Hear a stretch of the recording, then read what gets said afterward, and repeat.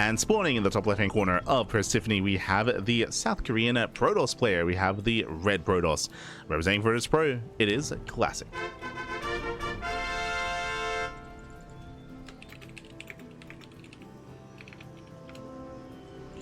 And spawning in the bottom hand corner, we have his opponent. We have the South Korean Zerg player. We have the blue Zerg representing Team Falcons. It is Rogue.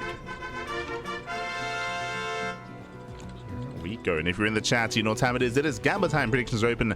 Place your bets on who you think will claim the series. Best of luck in the chat. Coming into this, Classic is going to be coming in as the favorite player here, but Rogue, he definitely has it in him to take maps and to take series as well, but he has to bring his A game. Like, he's going to be on point, he's going to be in form to bring down Classic. Let's go as we open up with a hatch block. So proxy hatchery across the map, drone is being sent out, and we'll see if Classic can get some extra damage done here. So bearing in mind, he does open up hatch first back at home into the hatchery across the map. This is to force a reaction, to force boys to be pulled and delay mining for Classic. As here comes the hatchery. So hatchery gets thrown down. From here, boys should be pulled alongside the Zealot. As Rogue is going to be droning, you can see here there's no spawning pool, there's no gases, and Classic, he opts to go for no shot. He's going for the unnatural natural. A bold move. Okay, bold move here by Classic. So basically, he's going to ignore this. He's going to ignore the hatchery here. He is chronoing out his Zealots, but he refuses to pull the boys. Typically, in a standard game, you'd pull like 6 probes, 6 to 7 workers. You'd pull them to focus on the hatchery, and then you'd also have the Zealot to help support as well, to force a cancel to expand on location at your natural location, at your natural expansion. Classic, he opts not to pull the boys, so he will not lose any mining. He does still make the Zealot, but he's going for the third base location. He's going for the unnatural natural instead. Bold move. It is a really bold move. It doesn't mean that this third base is very exposed. It means that Rogue can pull off an all-in. The Overlord does poke in. The Overlord should be aware. He hasn't confirmed yet, but he should be aware that, hey, if you decide not to pull the boys, if you're staying on a setup like this, there should be an expansion elsewhere. So Rogue, he should be aware. Does let the hatchery finish. Behind this, Ling production has begun. Ling speed is on the way. We're pulling out of gas, so we're not going for a Bane Bust. We're not going for a Roach Rush. Just Lings, and we'll see if we drone behind this. We should make enough Lings to at least deny the natural expansion, though. To deny this space. Yeah, we're Ling flooding. So here comes the Ling Flood. Shield batteries on the way. The Adept is going to be behind the wall. Things are rallying in.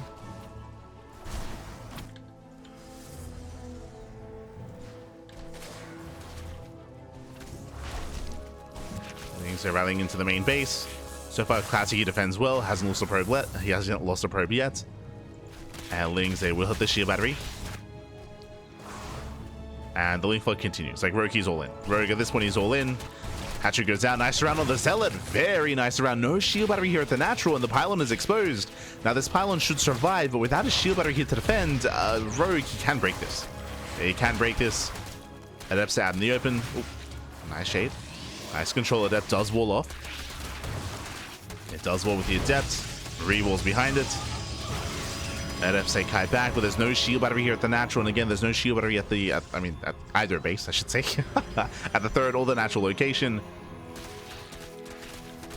And we'll see what Rogue can get done. Going for the Adepts. He will get both. The Oracle was here to support. A little bit of a late reaction there by Classic. Stargate's under fire.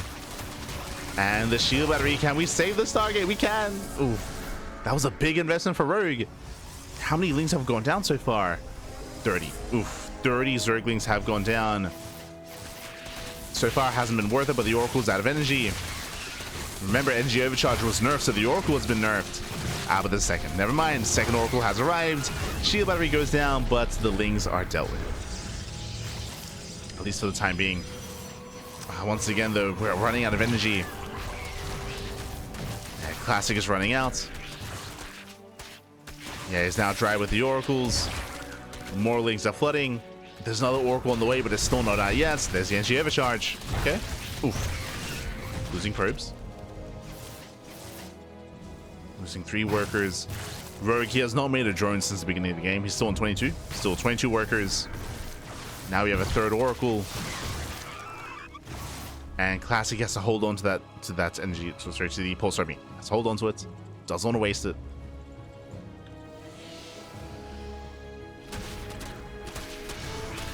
Shield battery under fire. Sorry, the Stargate's under fire. Does bring it down. Okay, not bad. Stargate does fall. Classic, he expands behind this. Let's go.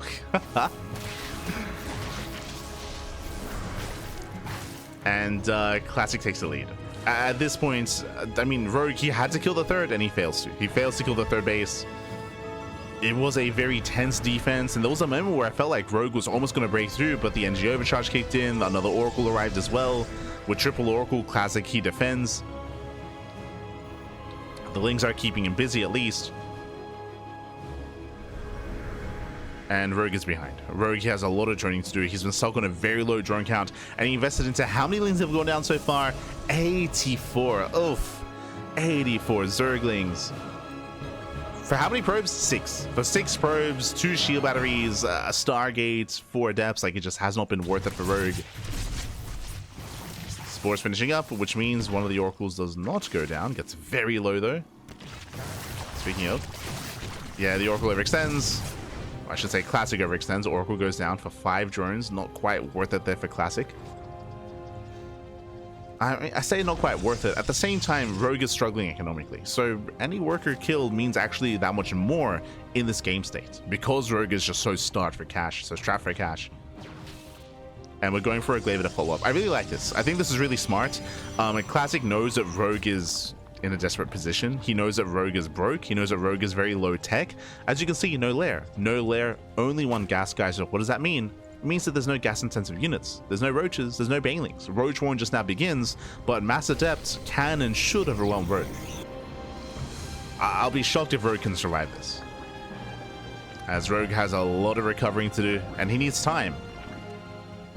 And that's the key thing here. If Rogue can somehow delay the push, if he can if he can harass some of these bases and keep Classic busy, then maybe he can buy enough time for some roaches, but outside of that,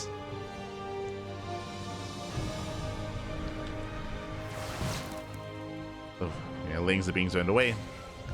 Here comes Classic, and oh boy, that is going to be 13 Adepts moving across the map. Now we have 20 Zerglings on the way. If Rogue can surround, if Rogue can deal with this, but at the same time, we have Oracles to support. The Oracles, as long as they stay with the Adepts, they should deny the surround. Oh, they overextend. The Oracles, they take a lot of hits, they take a lot of damage. Lings, they try to engage. Station trap on the way. And Classic is busting his way into the natural. He breaks down the front door. He busts in. Roaches are popping out. Ooh, Stasis does graze the army. Another lackluster Stasis here in the natural. But Lings are still falling. Yeah, Lings are still going down. Gets into the mineral line, and drones are falling. And this is critical damage. Classic is snowballing out of control. He gets 10 drone kills. Does catch the roaches. 11 drones going down. He's still not done.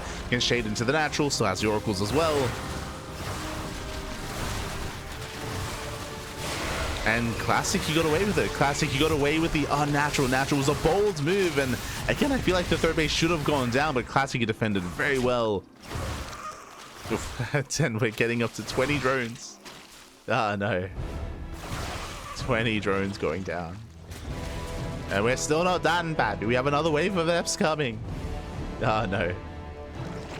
Not like this. As Classic moves out. Behind this is building up Immortals, getting into Blink, +1, Temple Archives on the way. And Rogue doesn't really have anything left. Rogue is all in. So Rogue, he's at 42 drones, and as you can see on the production tab, he's not redroning, because he knows he can't, right? He knows that there's no point in redroning, because at this point, economically, he's already dead. So the only shot, the only chance he has is all in. So he's making purely Lings. Purely Lings, purely Roaches. His goal here is to deal with these Adepts and then just go across the map and hope that he can end the game. One way or the other, either he kills Classic or he dies trying. It is the one chance for Rogue. But first things first, he has to deal with the Adepts. Like, you can see just this, they're still dealing damage. Crippling the economy even further, weakening the all-in. Here comes Rogue. Again, he can't waste his time with the Adepts. He just can't. The longer this goes on, the worse it is for Rogue. And even then, it might just be too late. Now, Storm is only halfway done, so Storm is a non-factor. But there's 3 Immortals. That's a lot of Immortals. Yeah, Queens, they drop in. We got the German taxi. Oracle goes down. And Roaches are getting on top of the Immortals. Storm is done in 10 seconds. 1 Immortal goes down, not bad. He gets 1, he gets 2. 2 Immortals fall. Lack of kiting here from Classic. Again, he was barely out of range of the shield batteries. That was on Classic. Miscontrol. As now he finally pulls back to 1 of them, but not the other. But GG gets called. He defends anyway. And Classic, he takes game number 1. GG. Whew. GG, well played. Congratulations, Classic. He will claim the first game here. Winding it back as a reminder, what happened this game, Rogue, he went for the hatch block, and Classic did something that is very unorthodox. He decided to leave it alone. He left the hatch block alone, and he opted to expand at the 3rd location instead of the natural, which should be the death of the natural base. It should be the death of that expansion. That should be the case, but as we saw, Rogue, he attempted to link flood, he attempted to break that expansion, but he barely couldn't. It was a really clutch hold. It was a really clutch hold there from a Classic. You could see that the Oracles, they were running out of energy. He was barely hanging on. He had the energy overcharge, which was barely enough as well. The shield batteries, they were tanking. The Stargate, he was able to hold on to it to crank out a 3rd Oracle. With triple Oracle, he was able to shut it down and defend. GG. And after that defense, that was essentially game. That was essentially game then and there. There was a chance for Rogue to all in. There was a chance for Rogue to try to end it a little bit early, but last he kind of stumbled his way into the mid game. He had a really hard time, especially after the Glaive Adepts, of course, and GG. And now we're getting into game number 2. And spawning in the bottom right hand corner of Magnatha, we have the South Korean Protoss player. We have the red Protoss representing Virtus Pro. It is Classic. And spawning in the top left hand corner, we have his opponent. We have the blue Zerg player, the blue Zerg player himself, representing Team Falcons. It is Rogue. Here we go. Again, the pressure is on Rogue. He is the underdog coming into this series, and we're expecting an all-in from him again. A different kind of all-in, of course. This time he's not going for a hatchery block, but we're expecting to see him go for like 3 bases and look to max out as well. But as I mentioned before, all-ins are a lot weaker now coming into the new patch. Storm is just such a powerful zoning tool, and it will help a lot more when it comes to defending. What I will say though is that especially with the added change that we just had, with Storm doing a little bit less damage in the hotfix, I have yet to see how good Lingbane can be. So what I'm getting at, so winding it back, we did have a hotfix a couple of days ago. It's been less than a week. We had a hotfix where the damage was reduced for Storm, and what that means specifically for this matchup is that now Lingbane will have more HP getting through a Storm. That's what's important. So specifically in regards to 3-base Lingbane Hydra all-ins, that's what's going through my mind at least. The ability for the Lingbane to actually survive a Storm and to get on top of the High Templar now is higher. Right now there's a higher chance, a higher probability of that happening, and we'll see if that is going to be enough. We'll see if that's going to be enough to get on top of the Templar, to break them, and to be able to successfully all in. That's what I'm most curious about, seeing that dynamic of Lingbane Hydra, like 3-base all in versus a turtling Protoss player. I'm leaning towards that. That's what we're going to be seeing here, but we'll see. We shall see. As for now, Rogue is going to be joining, setting up on 2 bases. I do know that before the hotfix, Lingbane was I say Lingbane, specifically the Baneling was barely surviving the Storm, like with 5 HP, like just barely, thanks to the upgrade, thanks to the HP boost, the HP bonus. Banelings were barely surviving and barely able to try to engage. Of course, they survived the Storm, but typically it's not just Storm, right? You have Stalkers, you have Archons, you have Immortals, you have more supportive units that was able to deal with it.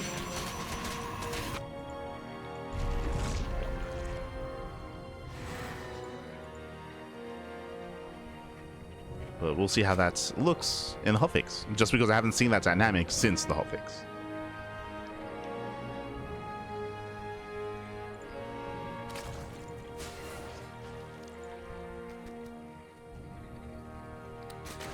So Classic does threaten the shade, keeping eyes on Rogue. So far, Rogue, he's just droning, getting a third expansion. Likewise, Classic going for Stargate into Oracle into a third base. Again, when it comes to ZVP, it hasn't really changed much at all when it comes to the builds, when it comes to the openers, aside from the strength of Ling Bane, right? Beforehand, you would often go just Ling Hydra. You would just skip Banelings. You just skip Banelings entirely and just go Ling Hydra into Lurker, or go Ling into, I mean, there were some builds where you can go into Ultras, but mainly into Lurker Tech, getting to a longer game, or just going for Ling Hydra all-ins. Now going into Ling Bane is more viable.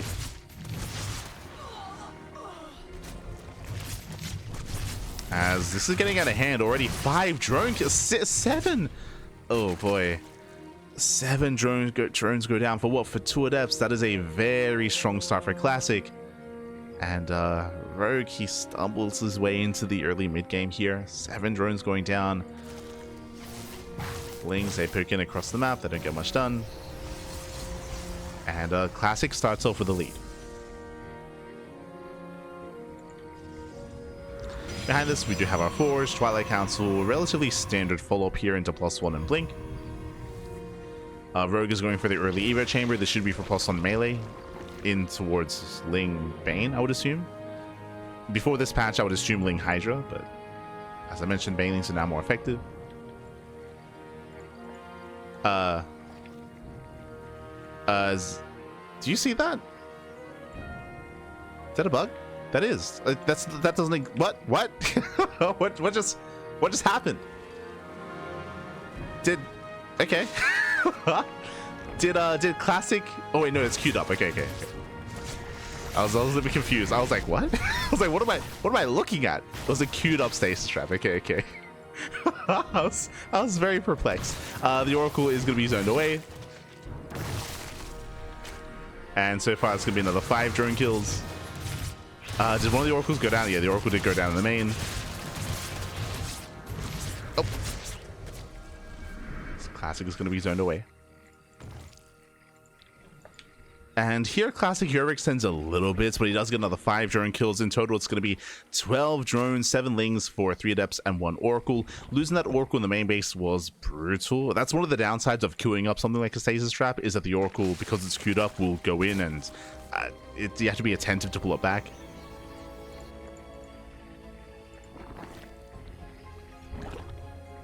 And here we have our follow-up.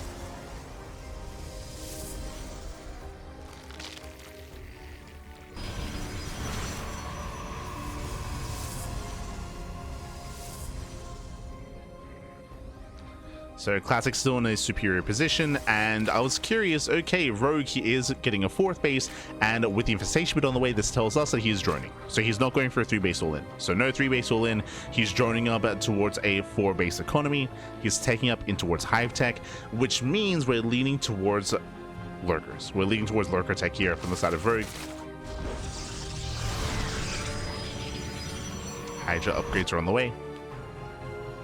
So Roki's building up into a 4 base setup. Meanwhile, Classic, he's going to be also getting into 4 bases and working towards Storm. Storm is almost done.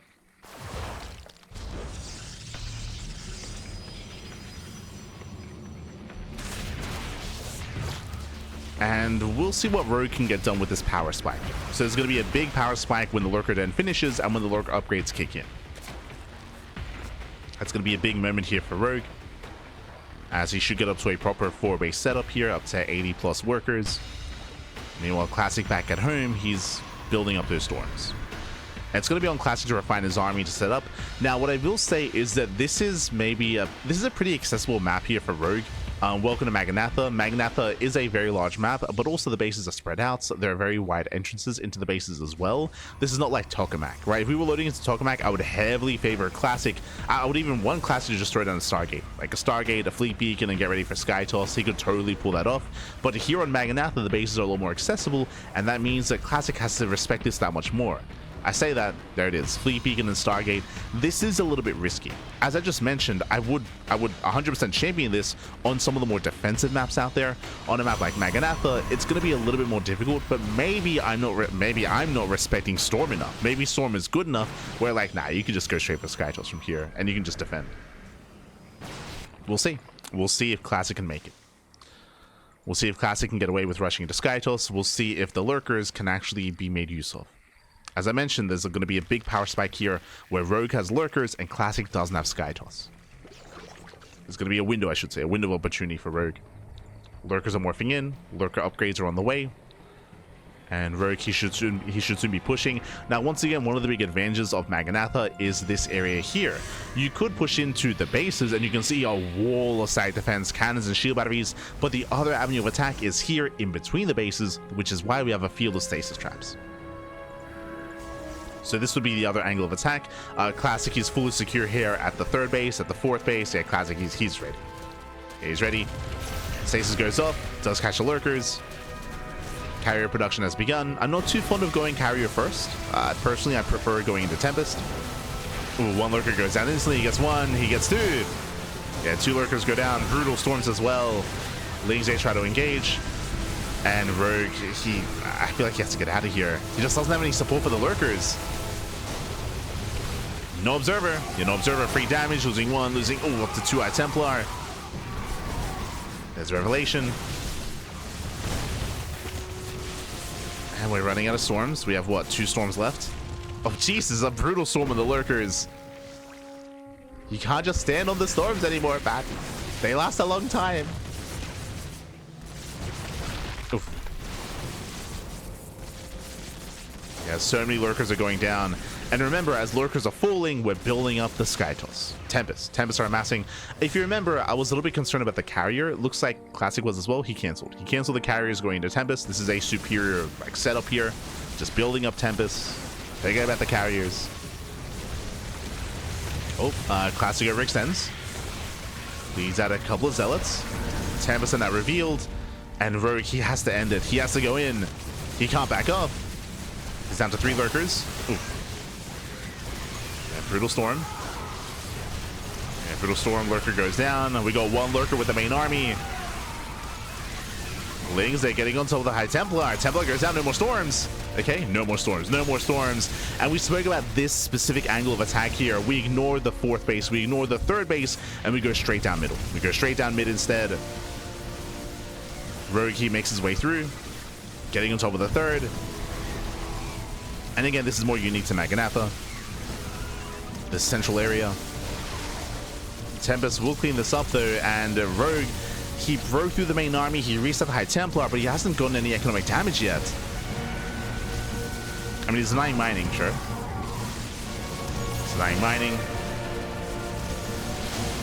There's the 1 storm. Oof. Yeah, he stands in the storm a little bit too long.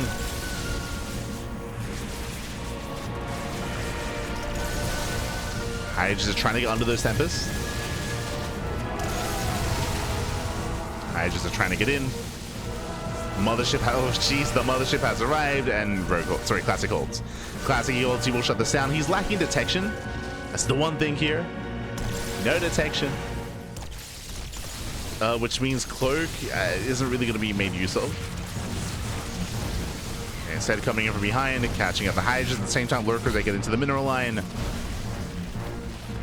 It's a lot of Hydras going down. Probes are finally going to be falling. Oh my god, the Lings are cracked.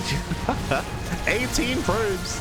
18 probes go down, thanks to the lurkers, thanks to the Ling run by as well. And the question becomes, is this enough damage?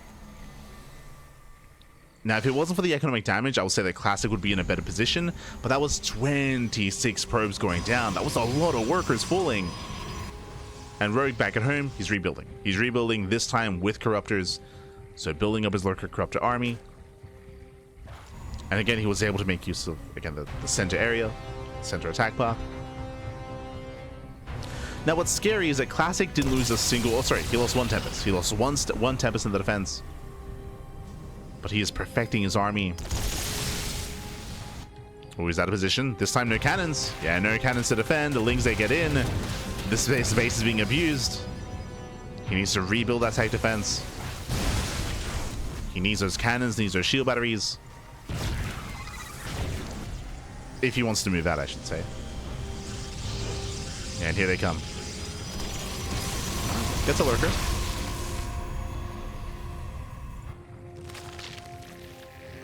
Now, when it comes to what Rogue is building up.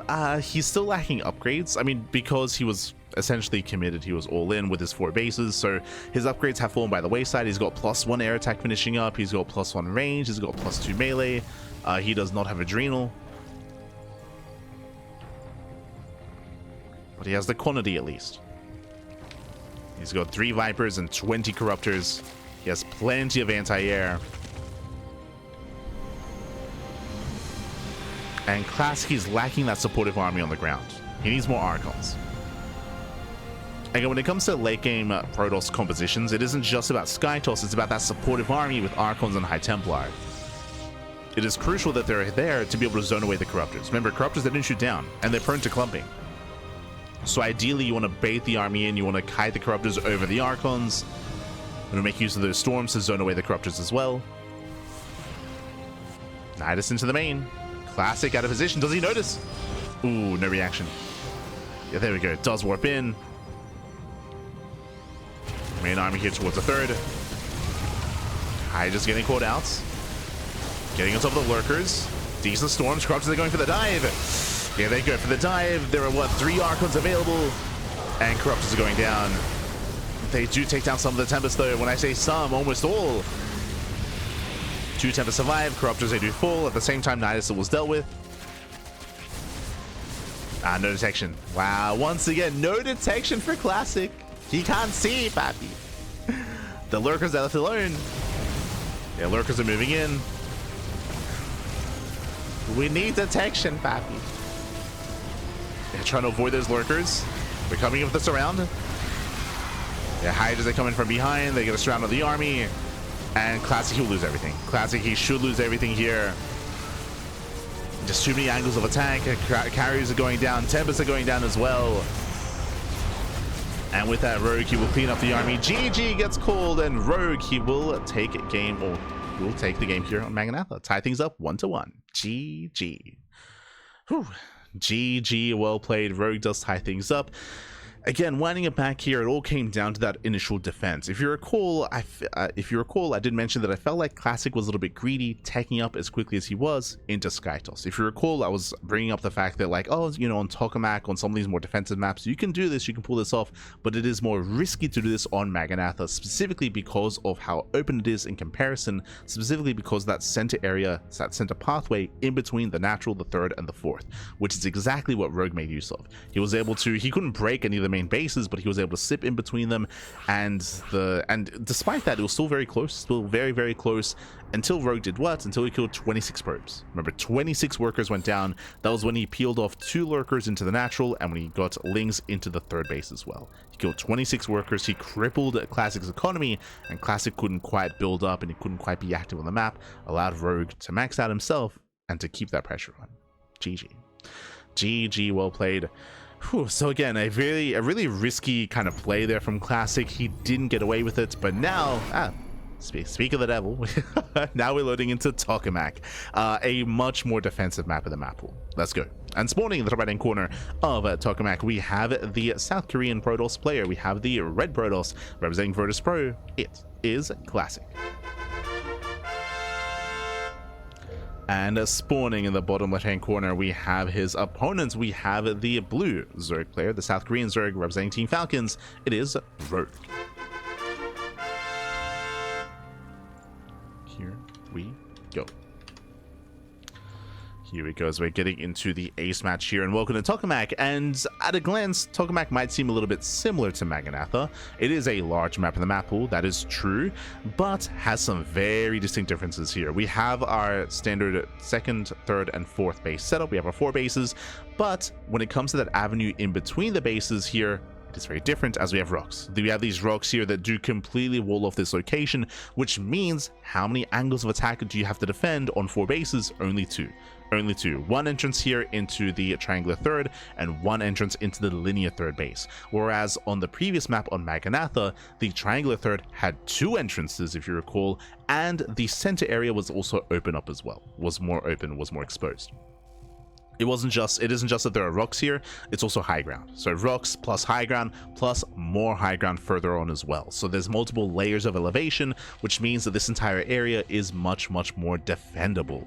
And likewise less attack paths as well, which is why we often see on this map it is much easier to defend and to turtle up and to max out on 4 bases. So this is the most defensive map in the map pool. So when it comes to classic style, if we see the same build, the same style at a classic, it is going to be more effective here on Tokamak. Now, Rogue knows this. Rogue, he knows that, again, defensive play is more difficult to break here on Tokamak, so we should be seeing either earlier aggression out of Rogue, or we should be seeing maybe something different, something like Mutaplay. True, right? The Spire was buffed in the most recent patch, does take less time to produce, and Mutaplay is accessible, it is viable here in ZVP, only if it goes unscattered though. True, right? Like, it's something that you can mix it into a series, and it can be effective on these larger maps if you can keep it hidden from your opponent. So something like Spire play, or again like a 3-base all-in, German taxi, like hyper aggressive play. You can try to take it to the late game here against Classic, but again, you're gonna have a harder time pulling that off, and I don't really expect Rogue to take that route, but we'll see. We'll see. He might just get a 4th, drone up to 80, and take a bit of hive, and go for lurkers again. It is possible. So I would say that the onus is on Rogue here. I think we're all expecting Classic to just play the same, just go for the same style, go for the same build. It's more on Rogue to adapt, to adjust, to adapt. Go.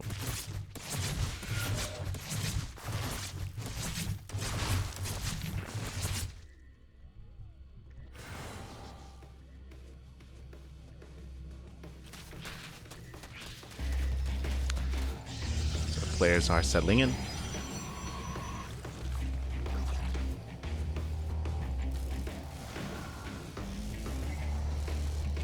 Classic taking his 3rd, going for a Stargate, open it into Oracle, getting into his early game. And again, I would say that Classic had a much better start. He had a much better start. He was able to kill 12 drones across the map. He lost 1 Oracle in the process. Lost a handful of Adepts. In general, Classic had a really nice start on Maganatha. It was just the follow-up. It was just the greed and the attempted defense on 4 bases while rushing into Skytoss. It was a bold move out of Classic. Oh, and that is a much faster Twilight Council this time. But if we see a Forge, okay, never mind. So Forge on the way, so +1 and Blink. +1 and Blink out of Classic. In my mind, the later Forge was a little bit suspicious, but it's still on the way.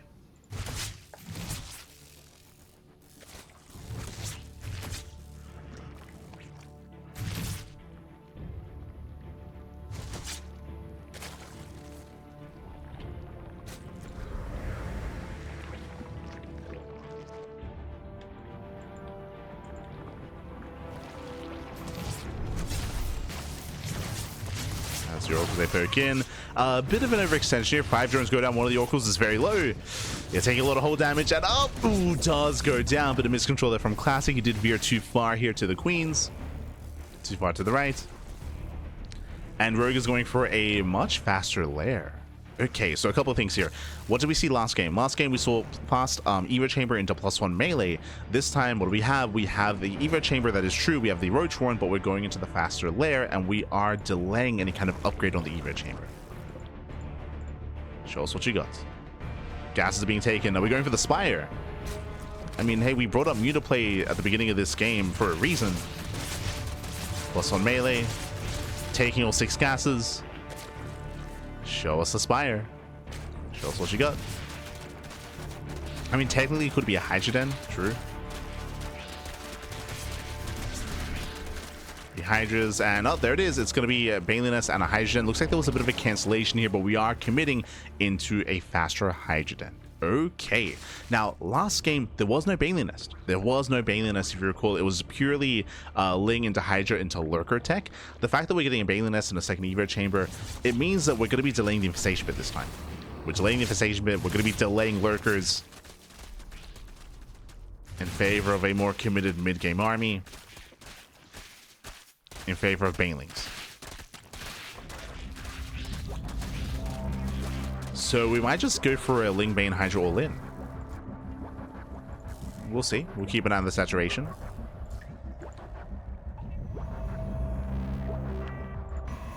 Meanwhile, Classic is getting a 4th base. We should be seeing, yep, gateway explosion, cannon explosion, just cannons, shield batteries, more cannons, more shield batteries. It's going to be on Classic to survive, to defend. Storm is done.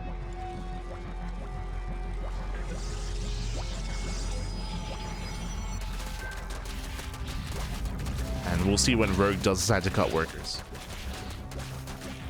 And again, last game by now, what would we have? We'd have an infestation bit, right? And we would have already been talking about the potential like lurker tech and the lurker kind of power spike that Rogue would have.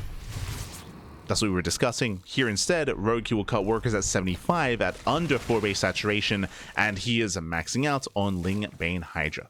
Meanwhile, Classic is taking up into Sky Toss. Once again, as you mentioned, like we expected Classic to just go for the same style. The same style 2 games in a row, but this is going to be stronger on this map. Oh, Rogue is going for the infestation pit. So what's worrying me here, as it satiate in, is that this is late.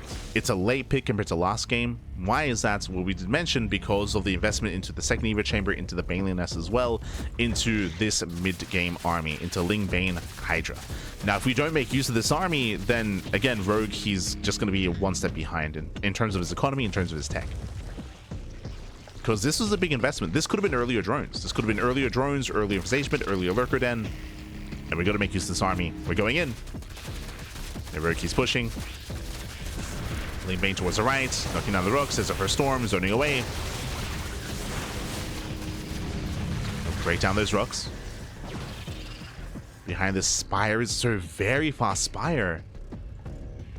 No lurker den. Okay. No lurker den. Going for the spire. Have my attention. Rogue, he doesn't commit in. He does force a reaction, and some links get shut down by those rocks. And we are forcing, again, a massive wall of cannons, massive wall of shield batteries. Classic is turtling up and maxing out. Very nice contamination.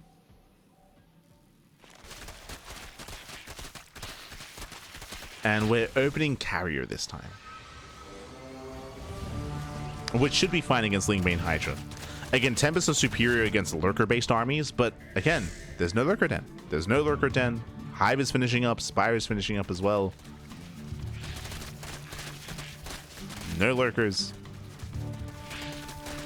Which means Rogue is going to be vulnerable, actually. Yeah, we're rushing into the Greater Spire. Bold move. We'll see if Classic pushes. We'll see when he pushes. It's a better way of putting it.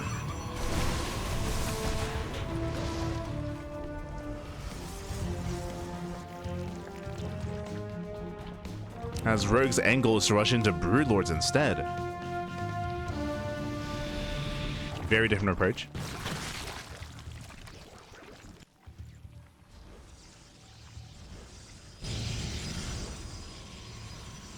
Going for the Ultra Cavern as well. Okay.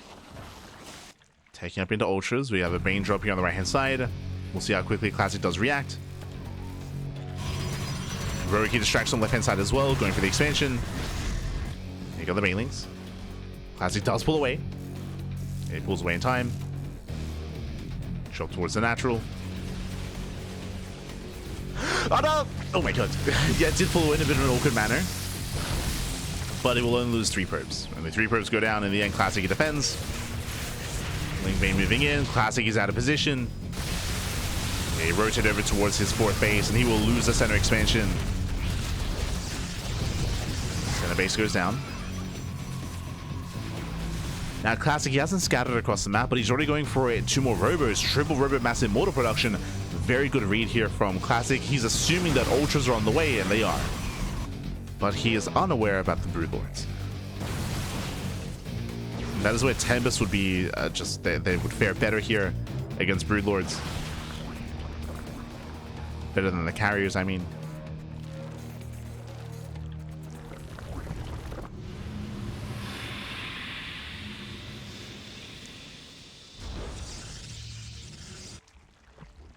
Yeah, we're just setting up the Spore Forest. So Rogue, he's embracing the late game. which means Classic will max. He's still perfecting his army. I'm still not in love with this composition. Like, he's got a really nice Archon count. He's got some High Templar. He is set up for Immortals. But the commitment into Carrier is not ideal. Once again, out of position. Once again, that's the second time the space has been denied. So really nice denials here from Rogue, slowing down the expansion.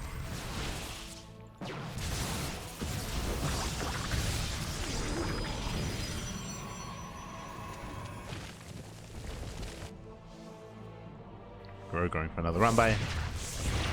Going straight for the natural. There's an opening. Oh, there was an opening. Quick moves. Quick reaction, but Classic, he reacts with the entire army. Uh-oh. Yeah, he pulls away everything to defend. A bit of an F2, and that means that the Broodlords, they get the expansion. They get this in the base. Nice moves out of Rogue. Lings, they're still in the main. The Zealots are on move command. Oh, now they're attacking. And again, I'm still not entirely sold on this composition here from Classic. But we'll see. What's he up against? Okay, so he's up against 7 Broodlords. We have 7 Corruptors. Ooh, the Corruptor count is actually quite low. So low Corruptor count for Rogue. So more Corruptors on the way, getting up to 13. There might just not be enough anti-air. And again, I'd like this a lot more if there were Tempest. Like, we could just be kiting the entire time. Despite that, takes down the expansion. Hatchery goes down. Rogue is going for a big counterattack. Bearing in mind that Classic can always recall. You can always recall back home. Speaking of, there it is. Does recall.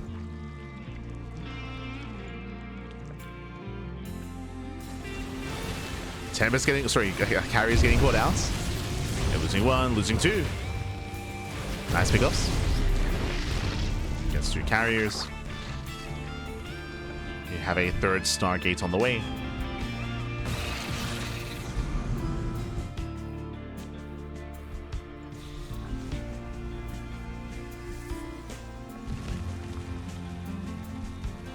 We have double Nidus. That will distract Classic. As he pulls back home, Rogue is moving in again.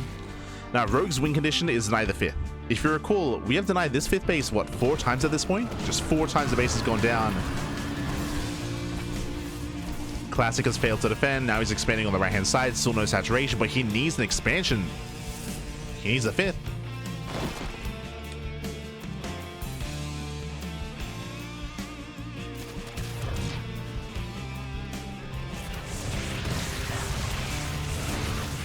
The Bane's ahead for the mineral line. They will crash in. Curve's going down. Both players just refining their armies. Again, more Broodlords, another Nidus. Thankfully, Classic does have some weapons available.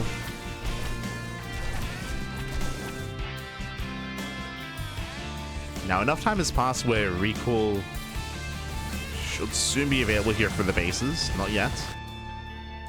Recall still on cooldown. Does catch all these spores, though.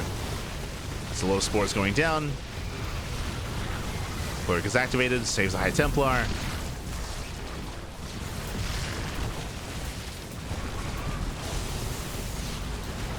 And so far, a nice trade here for Classic. That was how many spores? That was 16. Jesus. 16 spores went down. And he's going to get even more. The old Dominatus. There are some Zealots back at home. Nice feedback. Feedback takes down another expansion. Nidus into the bases does finish, but there's nothing in the Nidus. Just a distraction. So Classic, he defends. Takes down a base. Yo, let's go. Microbial Shroud is on the way. Let's go. I've yet to actually see Microbial Shroud in a competitive game. Just hasn't happened yet. At least not on this channel. Maybe it happened in the TLMC tournament.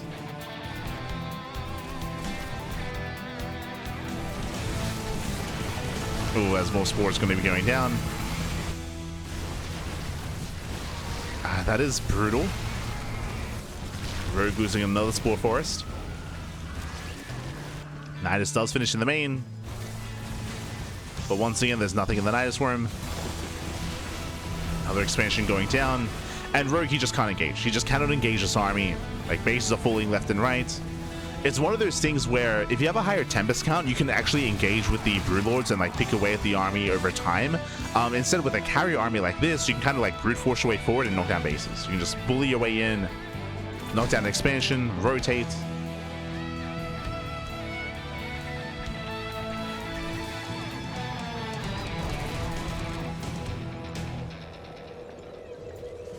Another Nidus. And once again, nothing inside.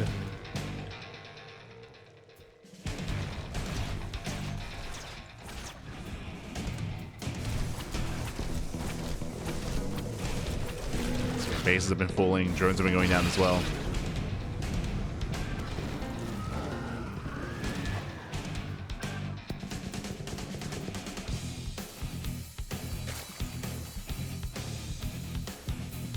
Now, when it comes to the fight that we're building up towards, there's going to be a lot of infestors here, a lot of infestors. We have some Vipers as well. It's going to be a pretty complex army to control for Rogue when it comes to bungling, Microbial Shroud, abductions, parabombs. Parabombs are going to be that much more effective against carriers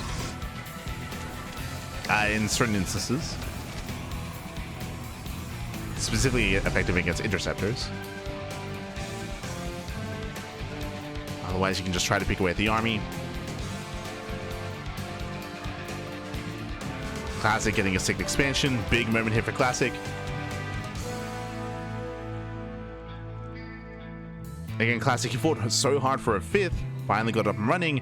Now we're getting a 6th base. Right, the 6th is getting up as well. So Classic's economy is still very robust.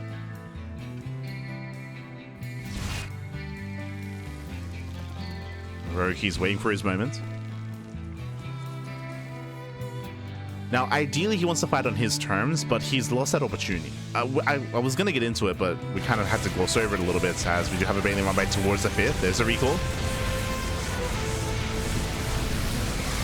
Let's recall over. But that's the Spore Force. Like, the Spores, they're not built to defend against Skytoss. They're built to support the army. Ideally, you want to fight the Skytoss with the help of, like, 16 Spore Crawlers. But the Spore Force have been dealt with. They've been dealt with time and time again. They were left exposed. Nice feedbacks here on the Vipers. And do fungal the army. A Parabomb as well.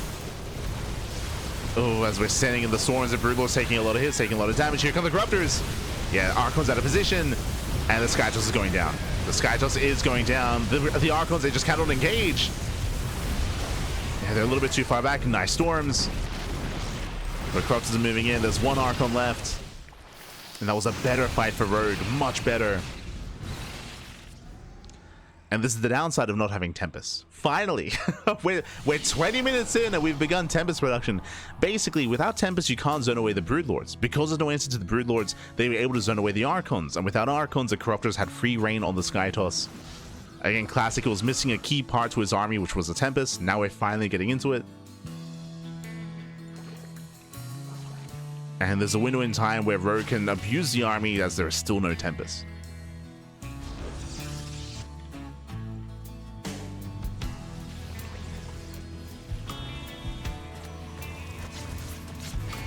Classic, he took the bait by going too hard into carrier. Ay, ay, ay. Yeah, this base is now going to go down. Takes down the expansion. Takes down the mineral line. Thankfully, Classic does have top left. And he's rotating over. There's no expansion here, though.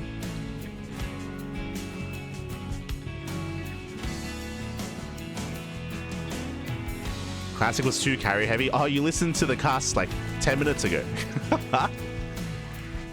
So we opened with. True.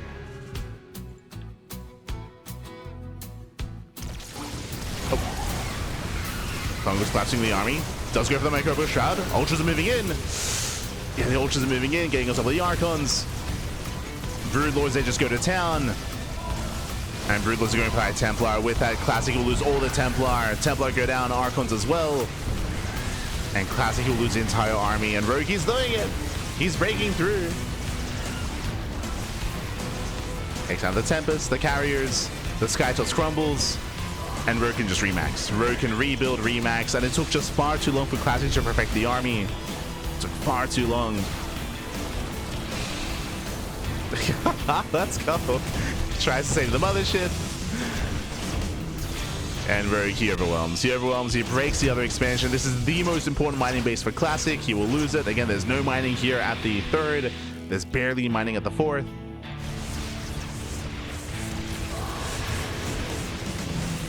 And Rogue, he's taking it back. He's taking it.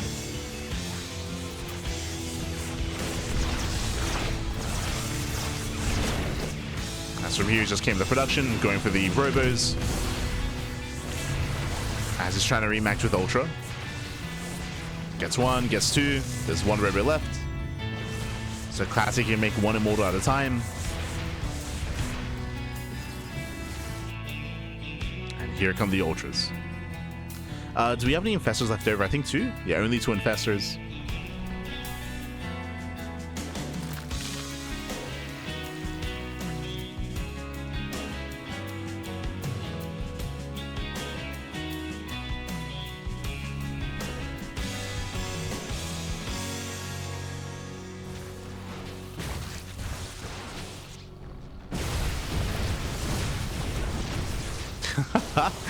Gonna be a bit of an awkward engage for all these Ultras, but he's getting there.